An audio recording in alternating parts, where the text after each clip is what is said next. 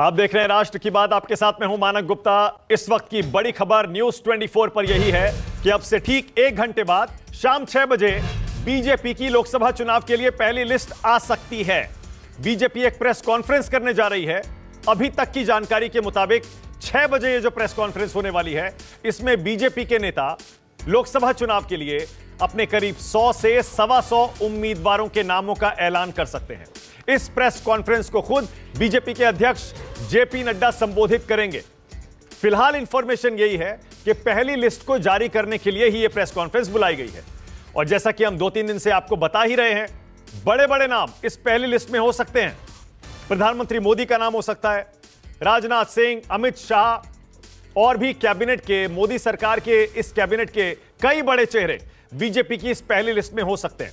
कई केंद्रीय मंत्रियों का पत्ता कट सकता है, कई सिटिंग एमपीज का पत्ता कट सकता है।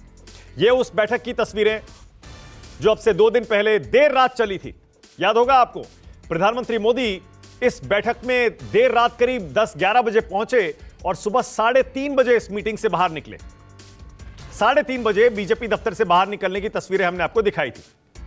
माना यही जा रहा था इस बैठक में करीब 100 से 125 उम्मीदवारों के नाम फाइनल हुए, उन पर मोहर लगी और इंतजार सबको यही था कि अब इन नामों का ऐलान कब होगा। तो यह ऐलान बस ऐसा लगता है अब से थोड़ी देर में होने जा रहा है। कौन कौन बड़े चेहरे इस लिस्ट में हो सकते हैं, जरा जल्दी से आपको याद दिला दूं। मैंने आपको ये नाम परसों भी दिखाए थे, बल्कि कल ही दिखाए थे। वाराणसी से प्रधानमंत्री मोदी का नाम होगा इस लिस्ट में, यह लगभग तय है। यह भी सवाल है, क्या प्रधानमंत्री दक्षिण की किसी दूसरी सीट से भी लोकसभा चुनाव लड़ेंगे, क्योंकि दक्षिण में बीजेपी ताकतवर अभी तक नहीं हो पाई है। राजनाथ सिंह का नाम लखनऊ से चल रहा है, गृह मंत्री अमित शाह गांधीनगर, फिर यहां देखिए ज्योतिरादित्य सिंधिया ग्वालियर से लड़ सकते हैं, शिवराज सिंह चौहान पूर्व सीएम एमपी के विदिशा से लड़ सकते हैं, भोपाल से भी उनका नाम चल रहा है, स्मृति ईरानी अमेठी से पक्का है, संबलपुर से धर्मेंद्र प्रधान और संबित पात्रा पुरी, ये वो नाम है जो लगभग फाइनल माने जा रहे हैं।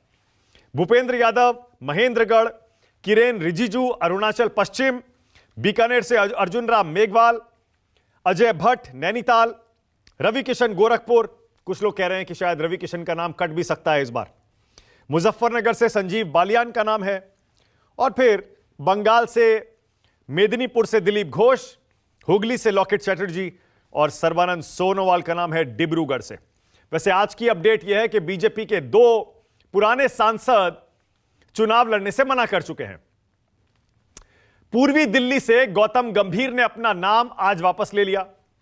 सुबह सुबह उन्होंने ट्विटर पर, एक्स पर पोस्ट किया और कहा कि मैंने खुद बीजेपी के अध्यक्ष जेपी नड्डा से दरखास्त की है, रिक्वेस्ट किया है कि मुझे मेरी राजनीतिक जिम्मेदारियों से मुक्त कर दिया जाए ताकि मैं अपनी क्रिकेटिंग कमिटमेंट्स पूरी कर सकूं। यानी राजनीति छोड़कर गौतम गंभीर क्रिकेट पर ध्यान देना चाहते हैं। तो मान लीजिए एक नाम तो आउट हो गया, यानी दिल्ली में जो 3-4 सांसदों के टिकट कटने का नाम आ रहा था, खबर आ रही थी, वो अब खबर पक्की हो रही है। गौतम गंभीर आउट हो गए। उधर जयंत सिन्हा ने भी बाकायदा ट्विटर पर ही लिख दिया कि मैं भी अब चुनाव नहीं लड़ना चाहता। इससे अंदाजा लग गया कि यह लिस्ट आज ही आ सकती है। और अब यह गौतम गंभीर का ट्वीट भी जरा पहले देख लीजिए। गौतम गंभीर कहते हैं, मैंने खुद जेपी नड्डा जी से कहा कि मुझे राजनीतिक जिम्मेदारियों से मुक्त कर दीजिए ताकि मैं क्रिकेट पर अपना ध्यान केंद्रित कर सकूं। आईपीएल में भी जिम्मेदारी है गौतम गंभीर के पास, और आपको पता ही है जब इंटरनेशनल मैचेस होते हैं तब गौतम गंभीर अपनी कमेंट्री की भी जिम्मेदारियां निभाते हैं।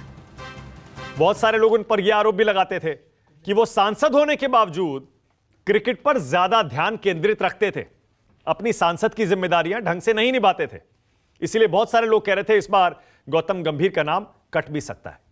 नाम कटा या नहीं यह बाद में पता चलेगा। फिलहाल गौतम गंभीर ने खुद अपना नाम सुबह वापस ले लिया, और इसी तरह जयंत सिन्हा भी, पूर्व केंद्रीय मंत्री जयंत सिन्हा, यशवंत सिन्हा के बेटे, हजारीबाग से सांसद, उन्होंने पहले ही कह दिया कि मैं भी इस बार चुनाव नहीं लड़ना चाहता।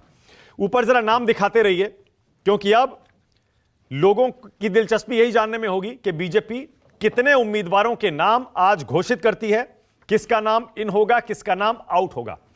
और आप भी समझ सकते हैं, जब 100 से 125 उम्मीदवारों की बीजेपी की लिस्ट आ जाएगी, उसके बाद समझ लीजिए जो चुनावी बुखार है इस देश में, वो सिर चढ़कर बोलेगा सबके।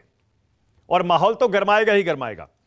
माना जा रहा है पहली लिस्ट में 100 से 120 नाम हो सकते हैं।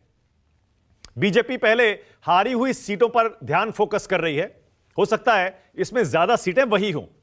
दक्षिण भारत आप अंदाजा लगा सकते हैं, क्योंकि दक्षिण में बीजेपी कमजोर है। दक्षिण भारत से प्रधानमंत्री मोदी का भी नाम चल रहा है कि वो वाराणसी के अलावा एक और सीट से वहां से चुनाव भी लड़ सकते हैं। कोई क्या तमिलनाडु की कोई सीट होगी, केरल की कोई सीट होगी, यह भी देखना बड़ा दिलचस्प होगा। इसके अलावा अमित शाह का, जैसे मैंने पहले बताया, गांधीनगर से नाम तय माना जा रहा है। कई केंद्रीय मंत्रियों के नाम कट सकते हैं। उत्तर प्रदेश में 50 उम्मीदवारों की लिस्ट आज आ सकती है, बाकी 30 शायद बाद में घोषित किए जाएंगे।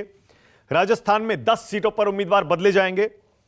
महाराष्ट्र में 8 सिटिंग एमपीज का टिकट कट सकता है और दिल्ली में भी कई सांसदों का टिकट कट सकता है। यह अभी तक की खबर है। मेरे सहयोगी सुकेश रंजन यहां स्टूडियो में मेरे साथ आ गए हैं। सबसे पहले आज का जो सवाल है वो आपको दिखा देता हूं। आज जो मैं सवाल पूछ रहा हूं राष्ट्र की बात में, क्योंकि अब बस कुछ ही देर में बीजेपी की ये पहली लिस्ट आने वाली है। आज राष्ट्र की बात में मेरा सवाल यही है, बीजेपी की पहली लिस्ट में कितने धमाके होंगे? क्या वाकई धमाके होंगे? सबको इंतजार रहेगा। सुकेश, जरा इन स्पेक्यूलेशन से शुरू करते हैं। कितने धमाके हो सकते हैं सुकेश